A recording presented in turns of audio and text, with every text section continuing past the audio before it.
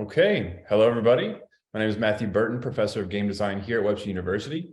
I'm currently in Geneva, Switzerland, where we now offer game design courses. So if you're in St. Louis, be sure to come to Geneva, take some courses with me and Francesco, or Geneva students, make sure you go to St. Louis at some point, take some courses with Mike and I. So today we have a very special guest, Mike Breault. But first I'm going to introduce Francesco, who runs the media communications program at Geneva, Switzerland. So Francesco, would you like to say a few words? Yeah, just very quickly, I want to thank you and Mike to be here. We feel proud and happy to be part of the game design program. Slowly, step by step, we started talking about these more than a year ago at this point. So seeing things that when it happen, it's amazing. So thank you very much for being here, to both of you, and to organizing all these webinars. Absolutely. Cool. Thanks, Francesco. So our special guest, Mike Breault. Mike is an assistant professor of game design here at Webster University. So him and I work very closely to facilitate the game program. But before working with Webster, Mike was a game and narrative designer for some huge titles, including The Elder Scrolls, Far Cry, and Call of Duty. So Mike is going to share some insight into his career path as a game designer working in the video game industry, and then discuss some tips on getting started as a narrative designer for games. So Mike, thank you for being here, and I will turn it over to you. Okay. Thanks, Matt and Francesco. Hey, everybody. First of all, I want to apologize for the scheduling conflict with the FIFA game. We tried to get FIFA to delay the game, but they, for some reason, weren't willing to. But anyway, other people can, watch this on video and get whatever information there is we have to convey.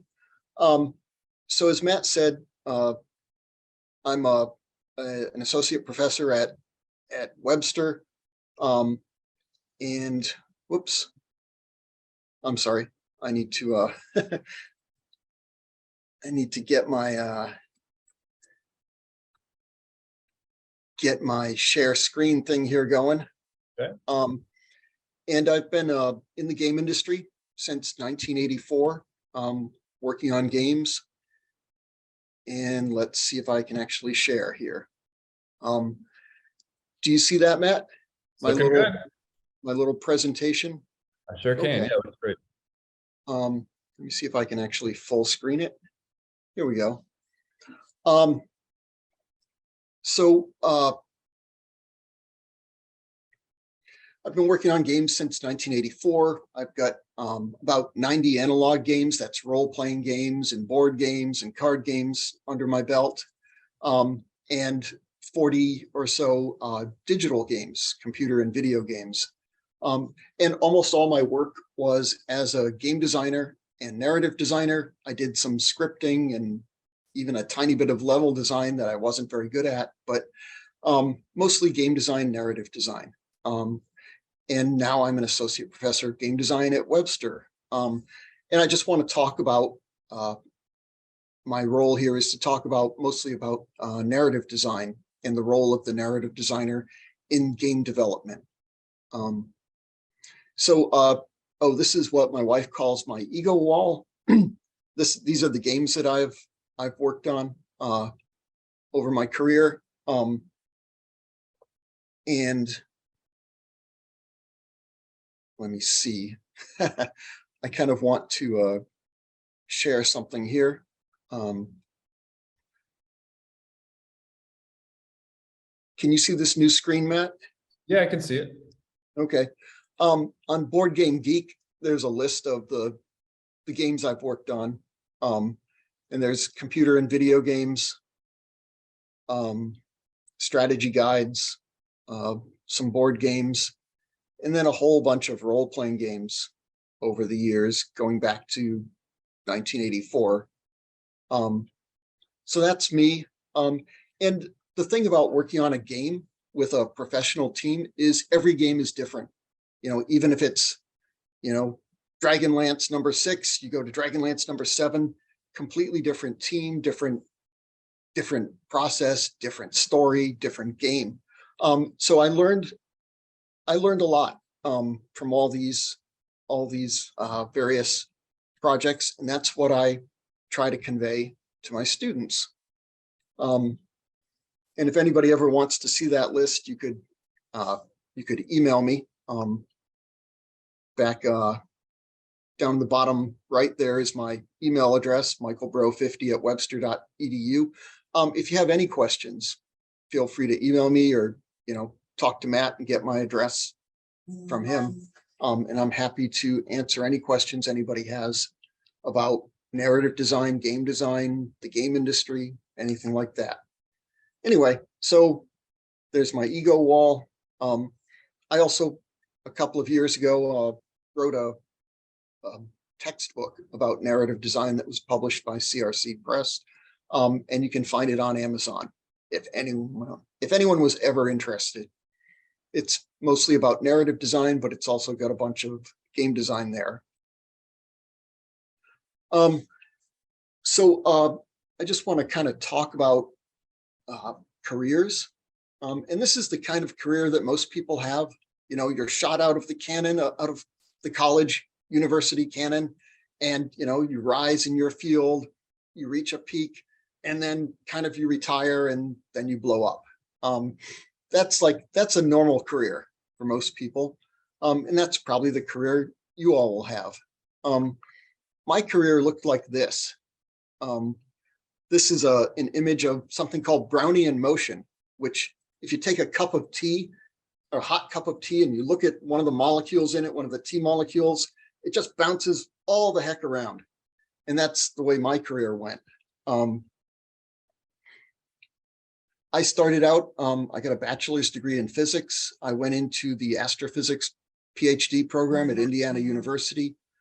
After a few years, decided that wasn't for me and I wasn't for it. And I became an editorial intern at a magazine. And I spent about 9 months there. And then the magazine has a Chicago Cubs baseball game every year. So we went up there, and my wife happened to spot an ad for a game company, a game editor, and she didn't recognize the company, but it was TSR, the company that makes Dungeons and Dragons. And I recognized them because I'd played D&D in college. And so I went to TSR, stayed there for 5 years. Toward the end of my time there, I got a chance to be a co-designer on the first Dungeons and Dragons computer game, Pool of Radiance, AD&D, Advanced Dungeons and Dragons game. And that gave me the digital game bug. So after a year later, I left TSR and started working in the digital realm. And so the 40 or so digital games I've worked on came from basically 1988 on, and most of the analog games I worked on came from 84 through like 89 or 90. And then about 6 years ago, I started getting into teaching. I left the game industry. I left working full-time in the game industry and started working as an adjunct, a part-time instructor at a few colleges, and then started working full-time at University of Texas at Dallas. And then 5 years ago, I came to Webster, and I've been here ever since. And I really enjoy teaching. It's a lot of fun to convey the things I think I've learned in the course of my career to students, and see students getting into this really exciting field, and something that, they all play games, they want to make games, and it's a great transition for a lot of students from something they love, turning that into a career. And I find that really exciting. And so right now I'm teaching. I'm also working on 3 board games. And one of the points I want to make is about one of the board games. It was an idea I posed to TSR back in 1986, and they passed on it for good reasons. It was probably politically incorrect at the time, but I still kept that idea. And one of the 3 board games I'm working on now is based on that idea. So one of the messages I give my students is hang on to everything you do. Every concept you come up with, every game design doc you do, every prototype you do, keep it somewhere, all that work, keep on a flash drive somewhere, because you never know when it might come in handy. Something else I worked on, a proposal I had that I made in like 1993 to a digital company. I reused about 20 years later when applying to another company. I just kind of refurbished it and, brought it up to date and, presented it to another company. So keep everything you work on. That's kind of my first lesson there. This guy, Malcolm Gladwell, and when you're in various industries, you end up working with people who become famous later. Malcolm Gladwell is a famous writer. He's worked for the New York Times and the Atlantic. He's published probably a dozen books, some of which you may have heard of. He and I were editorial interns together at that magazine back in 1983. And then he later went on to be this big writing star. But so you never know, people you work with, people you go to school with may end up being, famous. Anyway. So one thing I tell all my students in my narrative classes and game design classes is a narrative designer is a game designer who writes. So when you're a narrative designer, think of yourself as a game designer first, and then a writer second, because everything you do in narrative design affects the game design that you're working on. Here's basically what a narrative designer does on a game design team. One of the cool things about being a narrative designer is that on a game design team, and I've worked on teams, the smallest team I've worked on has been 25 people. The biggest has been 450 people. And that was Elder Scrolls Online and another MMO that I worked on, a massively multiplayer online game like World of Warcraft. The cool thing about being a narrative designer is that on a game dev team, just about everybody kind of gets really focused and buried in a task. And then they move on to the next task and the next one.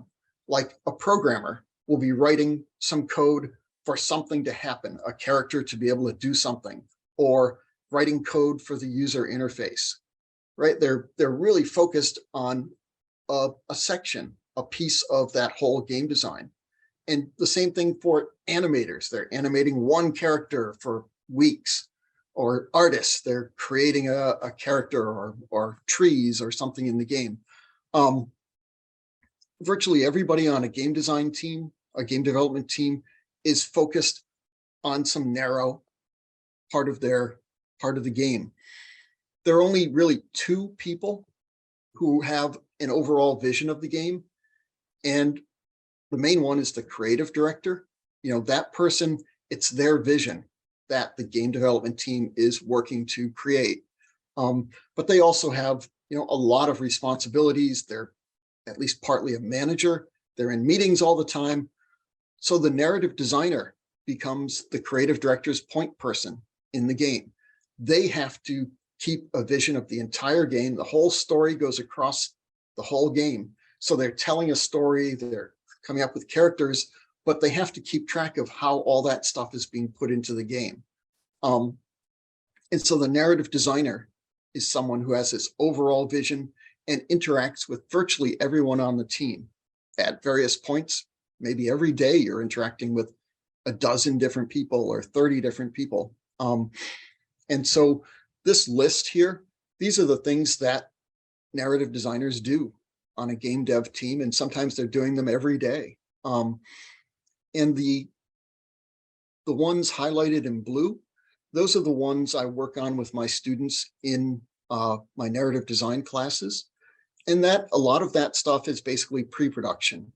These are students creating individual game designs. And so they're not creating the games yet, but they're just setting the groundwork.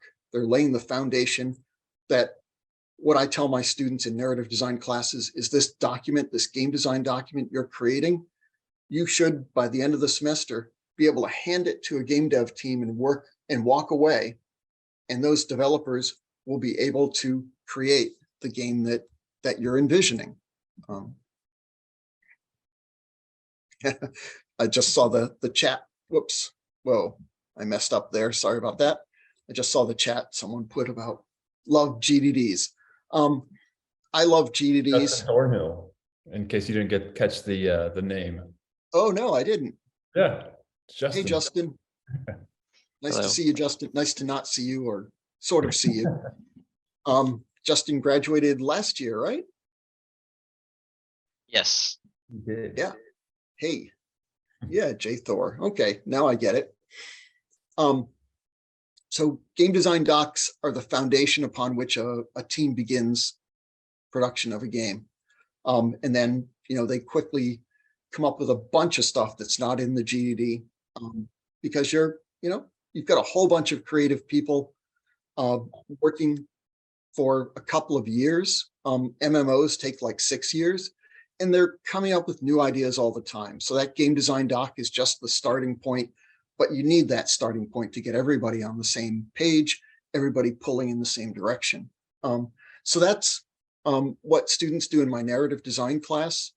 They come up with a game design doc and a bunch of ancillary documents for it.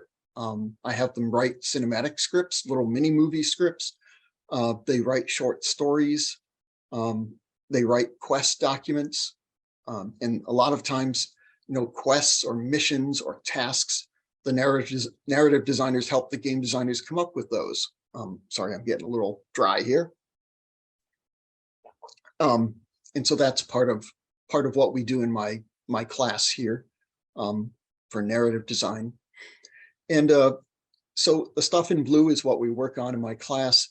All the rest of the stuff is what happens for a narrative designer on a game development team in the industry. And some of those things are exciting to work on. Some of them are kind of a drag, but they're all necessary. And all those things go into making a game. And this is a video game I'm talking about here. Analog games don't require anywhere near this many steps and people and disciplines. So one of the things I talk to my students about in my narrative classes is what stories do for games. Why have a story? And really, every game has a story of some sort. To just use an analog analysis, analog game, chess has a story, right? The story of chess is two kingdoms are meeting on a battlefield, and they're going to, essentially fight to the death, or until one of the kings gets killed or captured. Every game has a story of some sort, and stories in digital games and analog games do a number of things. One is their primary goal is to support gameplay. Players are playing a game to play, right? They're not there to have a story, to listen to a story. If they wanted that, they'd go watch a movie or read a book. So the story needs to support gameplay. It's secondary to gameplay in almost all games. So it supports gameplay. It kind of, helps create that illusion of being in that game world and kind of going through that story and being a part of the story of the game. It also gives context to the player's actions. We need to tell the player, why is the PC here? Who is the PC? The player character. I'm sorry. PC is player character. Who is the player character? What are they doing? Why are they doing it? And how do they fit into this story that's ideally feels like it's going on all around them, and it's, encompassing maybe the whole world or just a section of the world. Why is the player here? What are they doing? And the story gives that to them. Another important role that stories play is they're a great way to maintain player engagement. If you think about all the work that goes into a digital game, and then think about all the work that goes into adding a new character or adding a new game mechanic. Like if, you're there playing this game and you've chopped the head off the 1000th orc that you've met, that kind of gets old. But to introduce a troll into the game, the game designer has to come up with information for the troll, and then a concept artist draws a sketch of the troll, and then an artist creates a model of the troll, And then a rigger goes in and puts the bones in that troll so it can move. Animator does the animation for the troll. If the troll has special abilities, programmers get involved in making those special abilities happen. Combat designers decide how that troll acts, what it does, how it acts in combat and all that stuff. There's a lot of work in getting a new character into a game to keep the player excited about the game. If you wanted to add a new game mechanic, like players got a sword, but now you want them to be able to fight ambidextrously. They find a spell that enables them to be ambidextrous. All of a sudden, you've got more art, you've got more animations, you've got more code. It's a huge deal to add those additional things into a game to keep the player engaged, to keep the player wanting to keep going in that game. But story is a really cheap way to keep players want to keep playing. If you've got a good story that the player's really engaged in, they want to keep playing just to see what happens around the next corner, just to see, where they go next and what happens next. And that's a really good way to keep players engaged. Even if they get sick of chopping the heads off orcs, they want to keep playing that game. And that's something the story can do for the team. It can take, in a sense, take some of the pressure off, all the other disciplines, because they don't have to come up with new characters or new game mechanics to keep the player engaged. The story does that. The story gets the player wanting to keep going. That is, if it's a good story. If it's a bad story, then it doesn't help you at all. But we'll just think about good stories here. In one way, storytelling differs in games. If you think of all the different media that stories are told in, they're almost all very linear. Storytelling evolved around, a campfire, and some elder would tell a story to, kind of give a message to the younger people, or just tell some of the history of the tribe. But that story was a very linear thing. It went step by step by step from scene to scene to scene. And novels are linear, and they're based on words, and it's a passive experience. The player isn't interacting with the novel in general, unless it's a little like like a game novel where you can pick your path, something like that. So it's generally, or almost always, passive. Movies, they're from a script, very, very linear, and it's delivered by actors, and you get dialogue and events and visuals. But again, it's a passive experience. The audience sits there and watches it. Same thing with theater, right? The audience, I know you can have interactive theater, but generally the audience watches a play, and the play happens the same way it's happened thousands of times before, very linear, and it's delivered to a passive audience. But stories in games, good stories in games, are the player is an active participant. They're very involved in that story. And if you do your job right as a game development team and a narrative designer, the player feels like they're creating that story with you. They're driving that story. They're determining the direction of it. They're deciding where they go and when they do various things. And that's what a good story will do. It gets the player feeling like they're creating that story with you.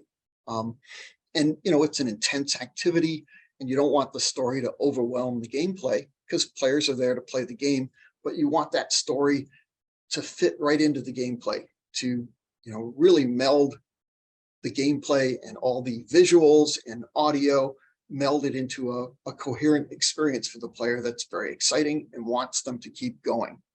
And really the best stories, in my opinion, the best stories are non-linear, where the player has choice, ideally a lot of choice about when to do various things, and where to go. And I think that's a great goal for stories and game development teams, is to give the player agency, give them as much choice as possible. And as a narrative designer, as I mentioned earlier, you need to recognize that story isn't the player's focus. It's gameplay is the player's focus. And I've seen people come from the movie industry. People come from novel writing and try to get into the game industry, and they just have a hard time because they're always thinking of the story as theirs. It's their story, and they're telling it the way they want to, but that's not the way it should work in games. You should always be aiming to make it the player's story, to make it something the player feels like they're crafting that story. You know, you've provided the foundation for them. You've provided the kind of the means for them to tell that story, but it's their story to tell. I have kind of a slightly funny story. I was the narrative designer and game designer on a game called Red Faction, which was a while ago. It was a first-person shooter set on Mars. And you were this miner, and you led this revolt against the oppressive corporation that was, you know, doing naughty things to the miners. And, you know, there was a big story and lots of characters involved, and, you know, this sort of like very uplifting, you know, adventure that the player had in it. And we put the game out, and it did great. You know, it had like 89 or 90% ratings and sold, I think, overall like 8 to 9 million copies in various platforms. But, you know, we put it out, and then someone pointed out to me, hey, look, there's a forum there where someone says Red Faction, best game story ever. And so I went into the forum, and the original poster wrote, you know, Red Faction has the greatest story ever. You run around, you slap these mining charges on guards, and they run around screaming, and then you blow them up. Best story ever. And that was what that person got out of the game. They just ran around and slapped mining charges on guards, and we had guards, they were programmed to freak out when you slapped a mining charge on them, and then they'd run around and you'd blow them up. And that was what that person got out of that story. So that was kind of an eye-opening or humbling experience for me. And it really told me the story is the player's story, whatever they want to make of it. And you're just providing context for them. You're providing, ideally, an interesting, exciting world for them to explore. And they're going to make of that story whatever they make of it. And that was something that helped me realize I needed to let go of the story and write a story, make it exciting, and then players can do with it as they will. And, you know, you may have that same experience where people you work on this game for 2 years, and you think it's got the greatest art ever or really cool animations. And people just talk about listening to birds or, you know, something that was totally not your focus. You never know what players are going to focus on. And so you just do the best you can, give them the best world, and let them make what they can of it. So that's kind of a fun thing to discover. Games are not yours. Games belong to the players, really. And you're making games for players, and just let them do with it what they will. Okay. So I've already kind of, in my rambling, I've already kind of made these points. Game stories support gameplay. Except in maybe some role-playing games, players are there for gameplay, not story. Sometimes in role-playing games, story is the focus. And when you realize that story isn't the focus for most players, it's gameplay, what you need to do is, you can tell a deep story, but you need to layer it. So you've got a basic story that everybody experiences. You know, you have to go from point A to point B to point C. Each of those points, something happens, something exciting, ideally. People are met, bits of the story are delivered to you, but it's just kind of a basic story. And then each of those points, you have other people, non-player characters that the player can talk to, that they can get a deeper story. They can find out more about that local area, or some exciting quest that they can do that's not part of the main story, but it's kind of a little story quest that'll let you find out more about the people or place that you're in. And so you layer that. So there's a bunch of optional stuff players can do for players who are really interested in story, really interested in exploring the world that they're in. you give them that ability, but also for the players that just want to go out there, kill things and take their treasure, you give them that basic story, because they're not there for story. They're there to have fun, and story isn't part of their fun. But you need to satisfy all those players, the ones who really want a deep story and the ones who just want gameplay, and story is just a means to get from place to place. And again, as I said earlier, player agency to me is really important. To make an interesting story, you need to give players choices. They need to feel like they're part of this story. Ideally, that they're driving the story and creating it with you.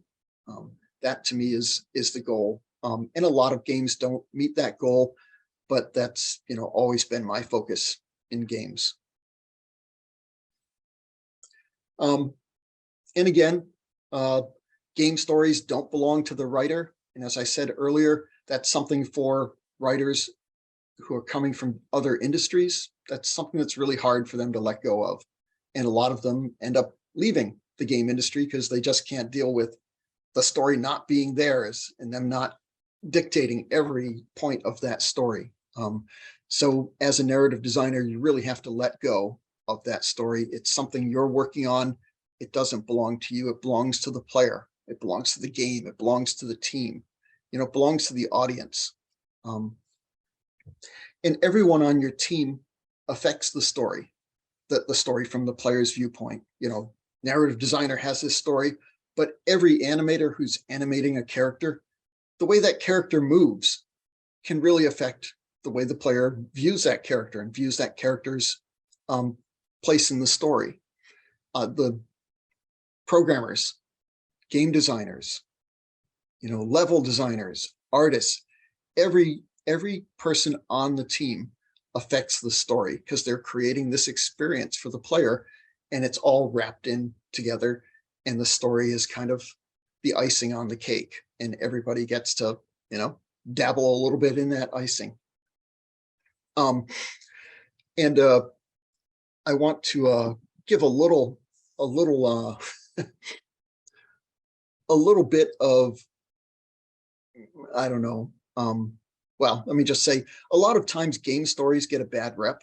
The story doesn't hold together. The story, doesn't make sense. There's this big gap in it, a big hole in it.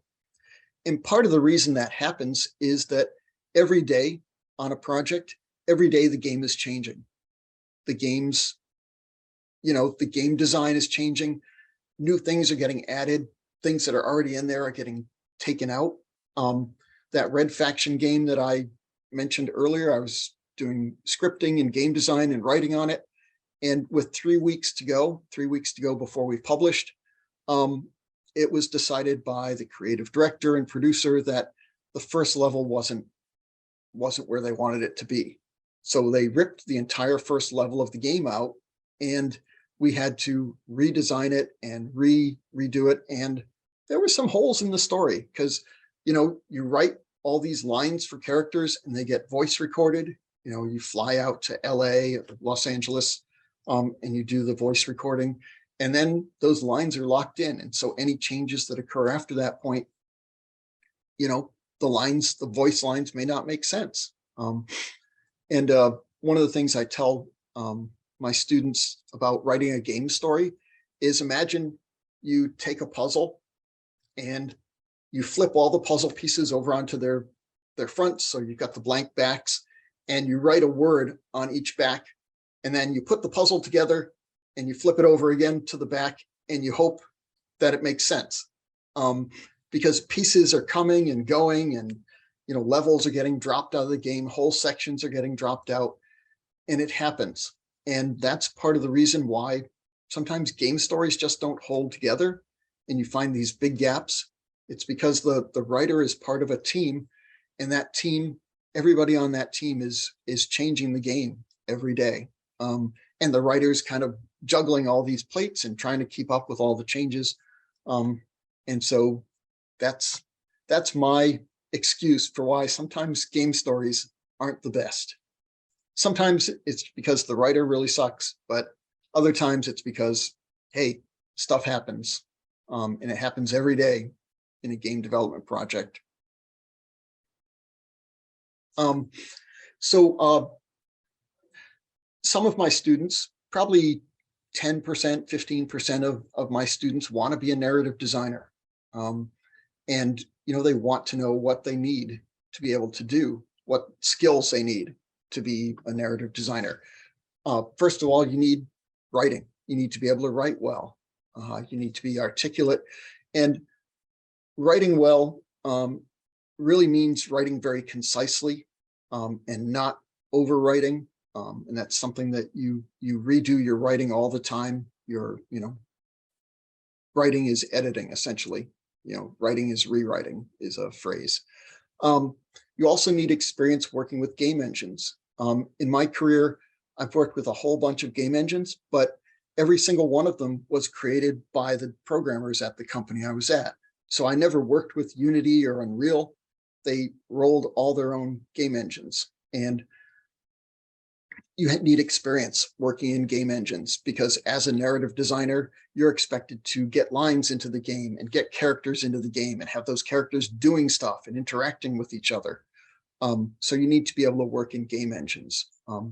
And like Matt's introductory class there, I don't know if Matt uses, you don't introduce Unity, right? Yet? Yeah, we're using Unity in the intro class, and then the next step, Unity in both Unity and Unreal. And that's great. That's a great experience to have if you want to be in the game industry in any discipline. Being able to work in a game engine is important. And Unity and Unreal, and even the home-rolled game engines that I worked on, they have a lot of the same functions. They just call them something different. They're under different tabs, and things look a little different. But once you know Unity or Unreal, you can work in the other pretty easily. It's just a little bit of a change up for you. Perseverance is something narrative designers and anyone who wants to be in the game industry, you need to have perseverance. And basically that means it's going to take you a while to get into the game industry. It's a hard industry to break into. You need to get not discouraged, keep applying for jobs, just keep at it. It takes a while, but I've seen lots of students succeed at getting into the game industry after, it takes them a while, 6 months or a year. It just takes a while to get in. People who are published in other media, if you're a novel writer or a script writer, you can look for full-time and contract work. It's easier for you because you're a published writer. For students just out of college, and which probably includes most of the people here, no matter what discipline you're in, one of the things I tell all my students is apply for every job in your discipline. If you're a programmer, apply for all those jobs. If you're an animator, apply for those. But when you look at the required skills or requirements for a job, the game industry wants experience. They'll say, needs 5 years of game industry experience, or needs 2 AAA projects under your belt. Apply for those jobs anyway, because you lose out on 100% of the jobs you don't apply for, and they may not get any applicants with that type of experience. So you might look pretty good even as someone without much experience. But to become a narrative designer and any position in the game industry, I always tell students, go for QA. That's quality assurance. That's playtesting. That's the biggest pipeline into the game industry. Because when you're applying for quality assurance, you don't need any experience working on games.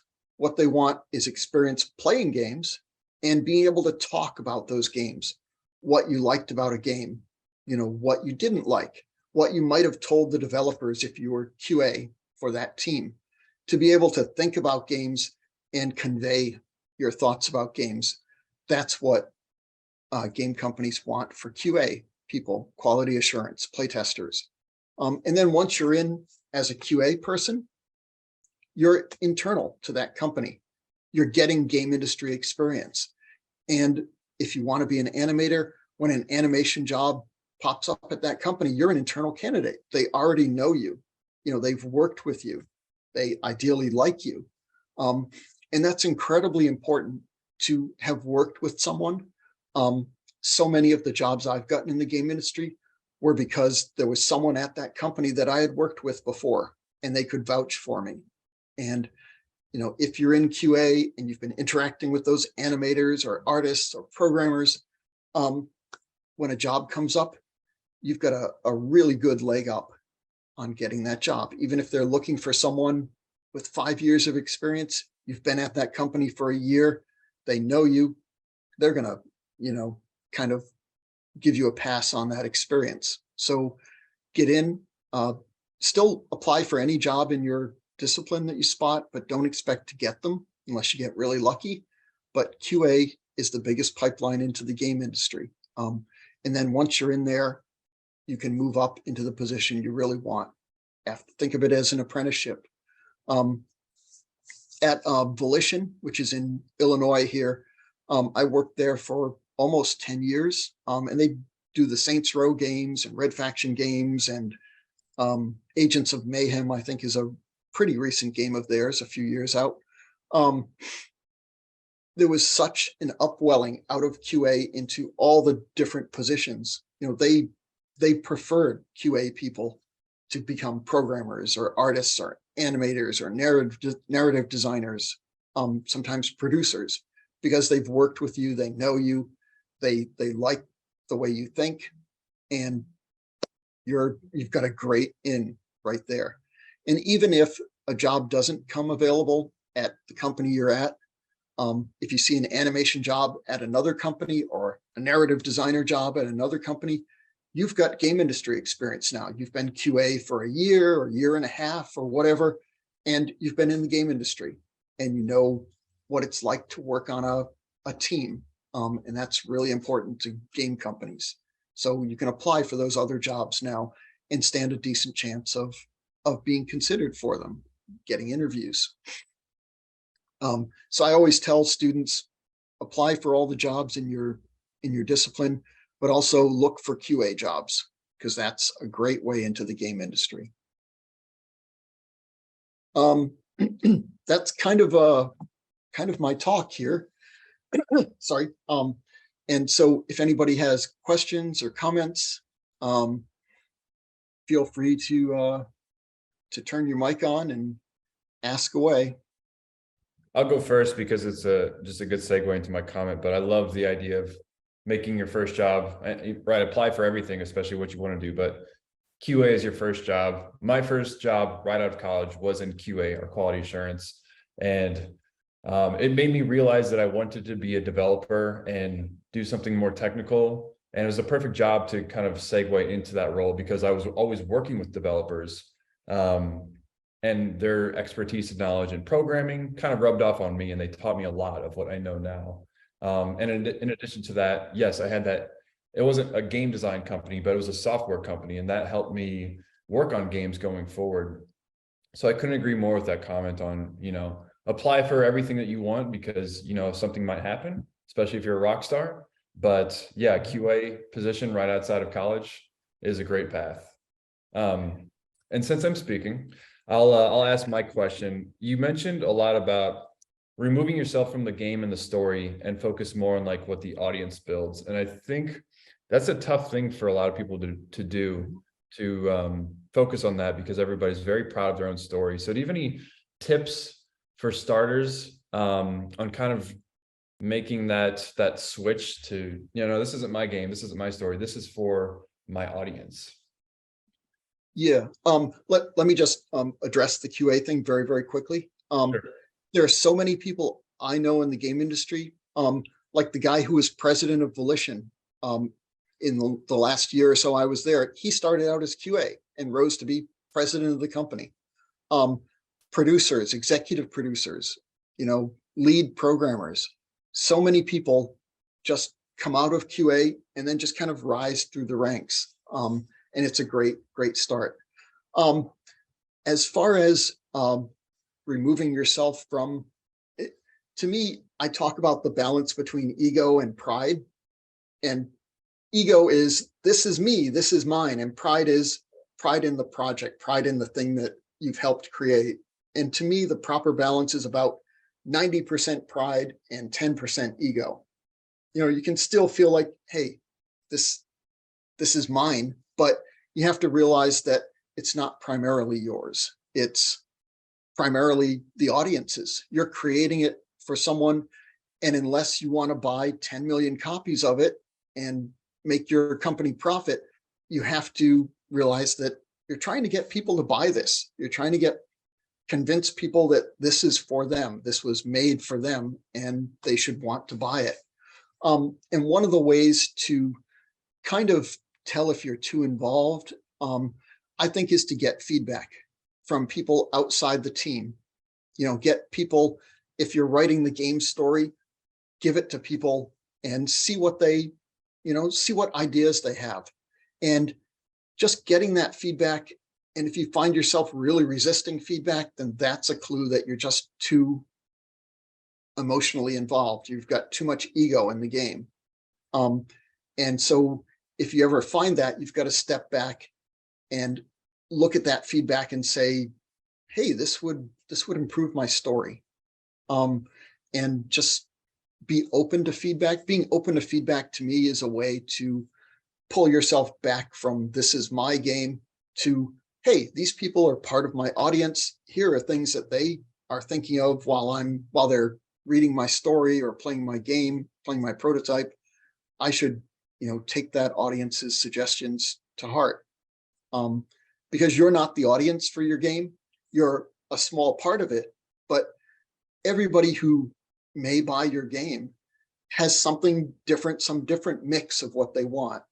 Traditionally for games, there are like 4 archetypes of, there's an achiever, someone who really wants to just beat the game and get everything. There's an explorer, someone who wants to explore every nook and cranny, and just meet every person and talk to every person. There's a socializer who, in a single player game, they want to talk to the NPCs and get the non-player characters and get those personalities and find out what everybody's about. And then the fourth archetype is a killer. And that's a player who likes to affect other players' experiences, either positive or negative, right? They're team killers and other people who, 12-year-olds who really like to mess with people. Those are killers, but also players who, you just start out in this role-playing game and you've got like a loincloth and a sharp stick and this glowing paladin riding a flying unicorn comes up and just dumps a whole bunch of stuff at your feet and then flies off. That person is termed a killer because they really want to enhance your game experience. They want you to have fun. And that's a type of killer. But all those archetypes, everybody is some mix of those. In different games, it's different mixes. So you have to think about what's the experience that I'm trying to give my audience and who's going to enjoy this game. And a lot of times it isn't you. You'll enjoy parts of your game, but you need to make the game, as much as possible, fulfill what all those different players want. And it's just, it's kind of an ongoing battle. And even after, 35 years of making games, I still find myself somebody gives me feedback that I didn't expect, or somebody, offers a criticism that I don't agree with. I find myself like taken aback a little bit. And then I have to stop myself and just say, okay, this is feedback. I need to give it a shot. I need to really seriously consider it.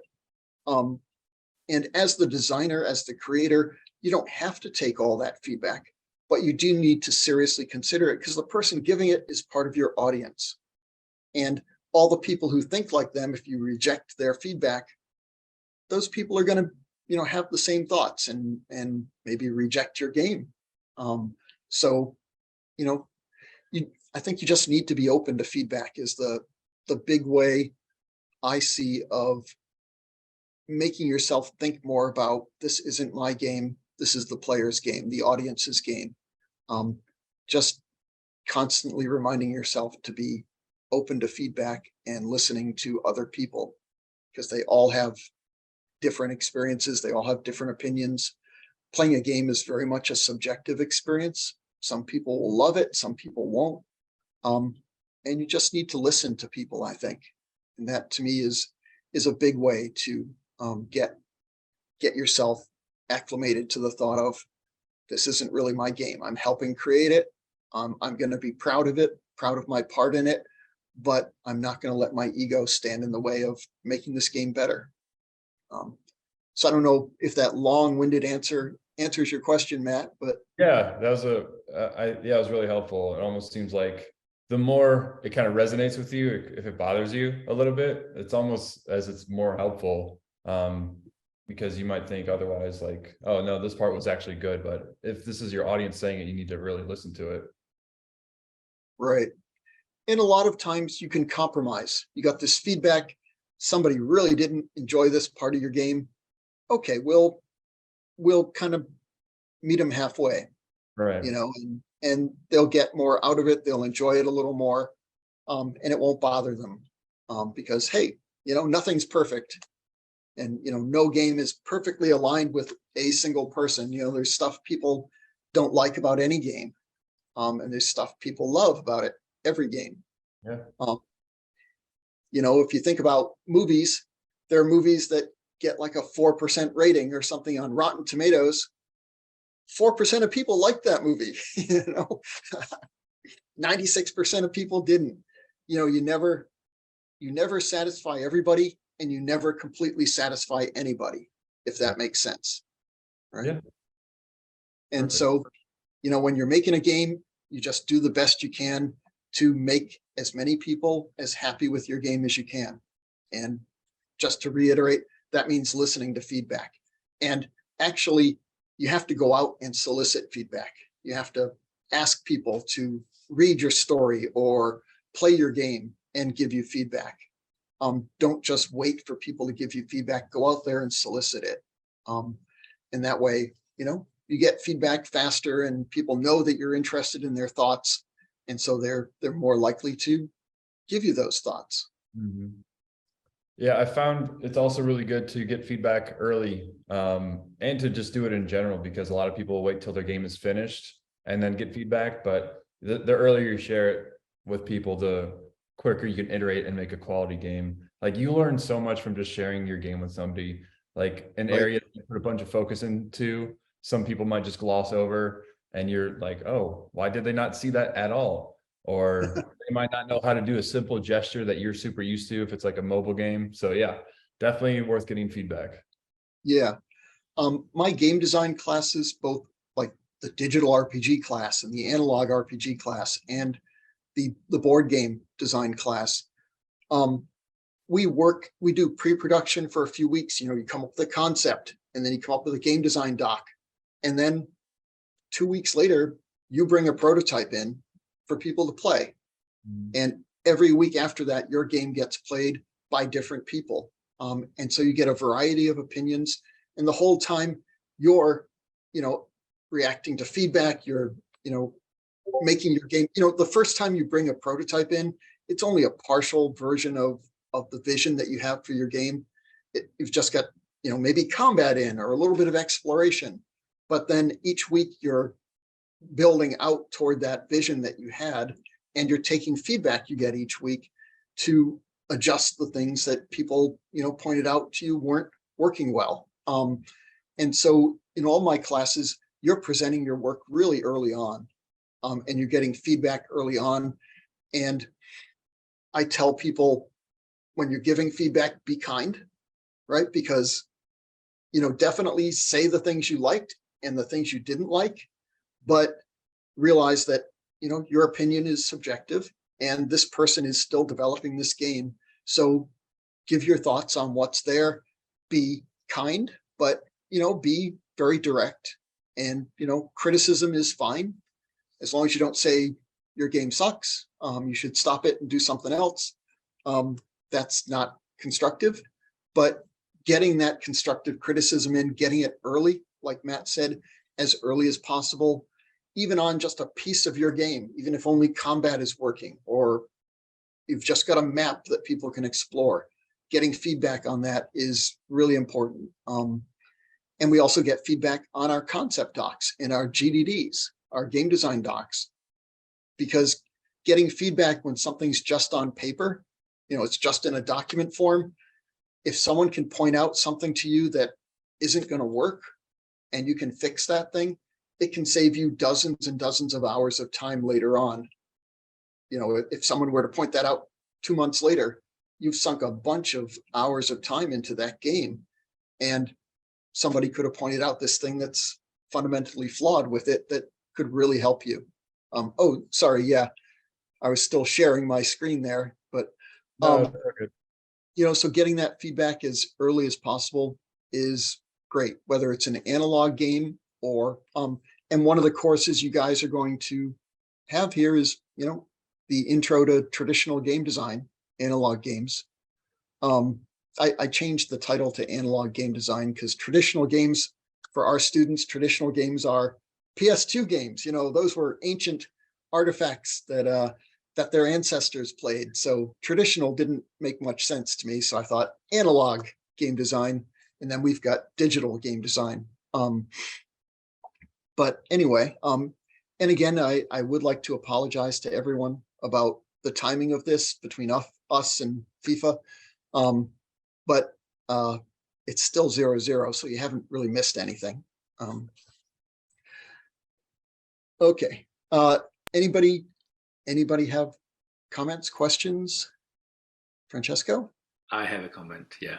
Okay. But first of all, I have to thank you because now I understand why at the end of Space Invaders there's not anything special that you expect to see when you finish all the schemes. You get to the end.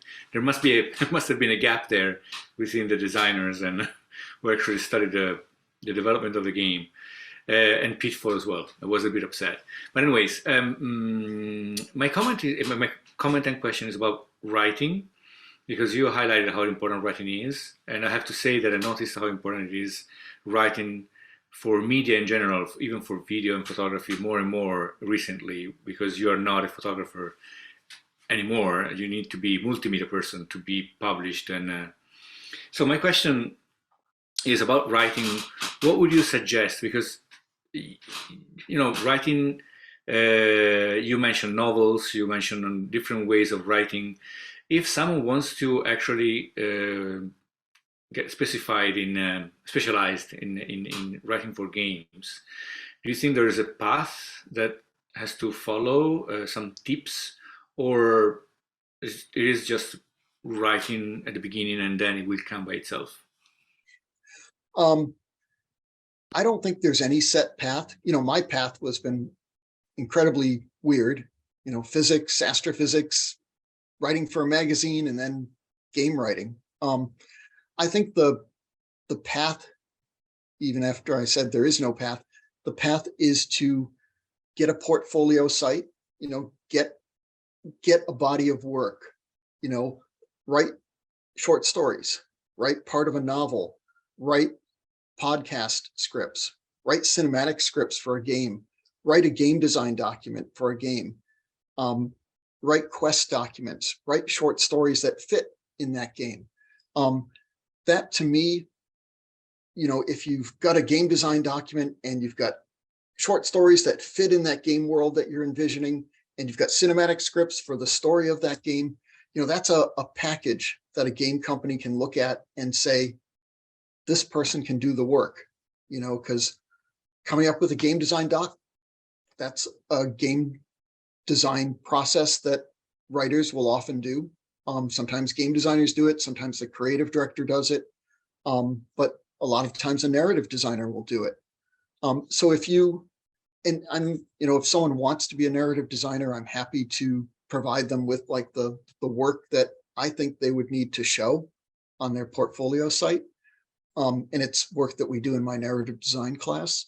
But getting a body of work up there, you don't have to have that experience. They could hire you just by looking at your stuff and saying, you can write.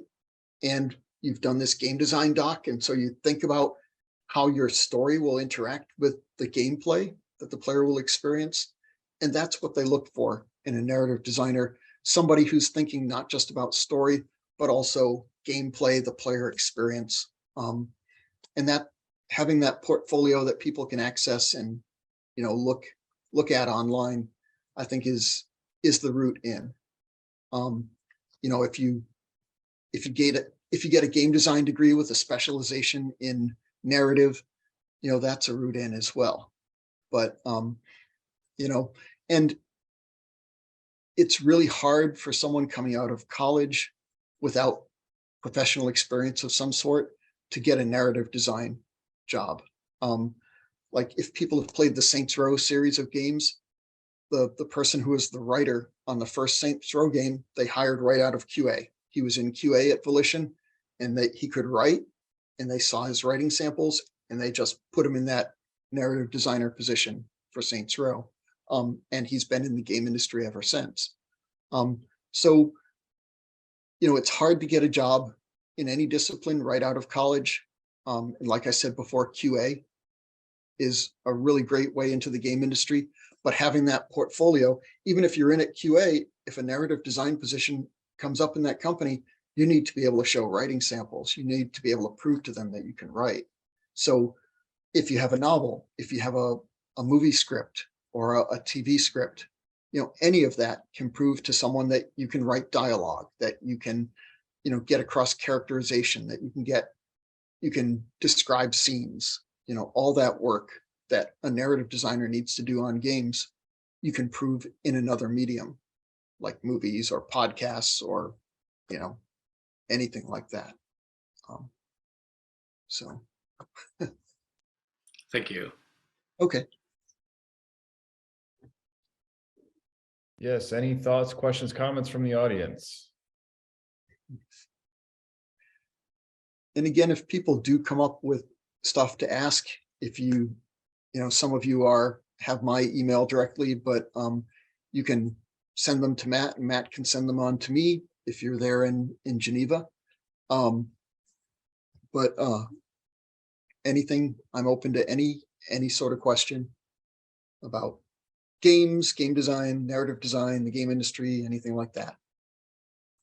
Perfect. Yeah, so everybody who's in my class will review this in our class Wednesday. So I'll share Mike's email, his LinkedIn, and then you guys can reach out to Mike with any questions you might have.